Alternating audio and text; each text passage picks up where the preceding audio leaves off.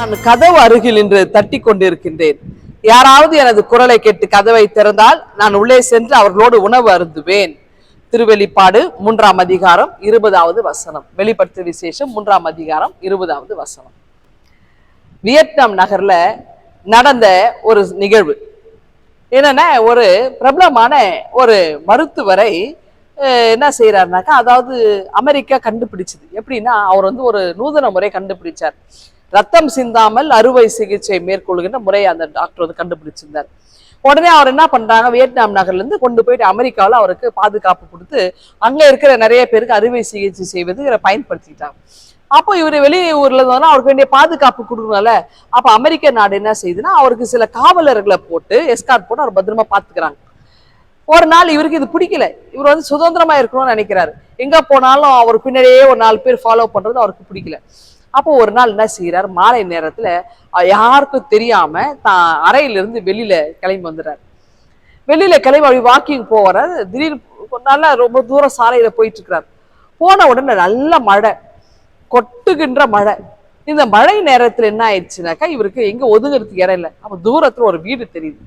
அந்த வீட்டை போய் பார்த்தோன்னே கதவை தட்டுறாரு. திறக்கவே இல்லை. ஒரு அம்மா குரல் கொடுக்குறாங்க, இல்ல நான் திறக்க மாட்டேன் அப்படின்னு. இவர் எவ்வளவு கேட்கிறாரு, நான் தட்டிட்டு இருக்கிறேன், ப்ளீஸ் மழை அதிகமா இருந்து கொஞ்ச நேரம் உங்க வீட்டுல எனக்கு அடைக்கலம் கொடுங்க.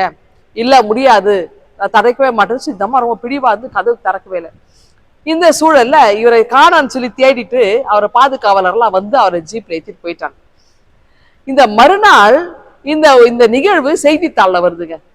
இந்த செய்தித்தாள்ல வந்து இந்த நிகழ்வை அந்த அம்மா திறக்க மாட்டேன்னு சொன்னாங்கல்ல, அந்த வீட்டினுடைய உரிமையாளர் அந்த அம்மா என்ன பண்ணா, அந்த செய்தித்தாளை பார்த்து ரொம்ப வேதனைப்பட்டாங்க. என்னன்னா, அதுல நேற்று இரவு வீட்டினுடைய கதவை தட்டி, அதாவது காணாமல் போன, கொஞ்ச நேரம் மிஸ் ஆகி போன அந்த மருத்துவர் ஒரு வீட்டை போய் கதவு தட்ட இடத்துல இருந்தாரு, நாங்க கூட்டிட்டு வந்துட்டோம் அந்த செய்தியை போட்டிருக்காங்க.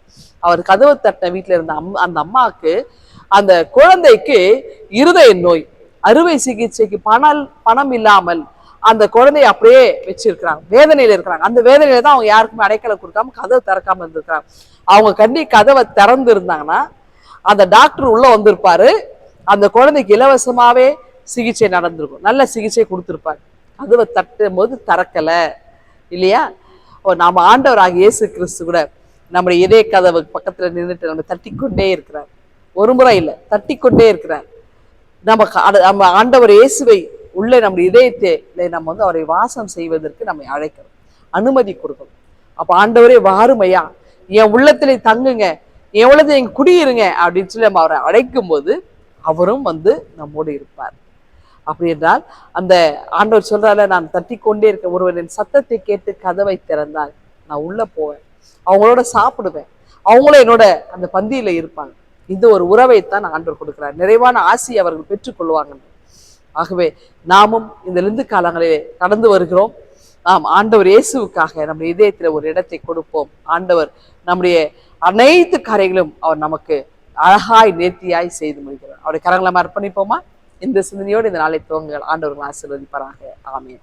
எங்கள் அன்பின் ஆண்டவரே, உம்முடைய அழைப்பின் குரலை கேட்டு நாங்கள் ஆண்டவரே உமக்காய் நாங்கள் வாழ்வதற்கு எங்களுக்கு நீர் கிருபை தாரும். எங்களை அர்ப்பணிக்கிறோம், எடுத்து பயன்படுத்தும். மீட்பிரை ஜெபிக்கிறோம் எங்கள் அன்பின் கடவுளே. ஆமென்.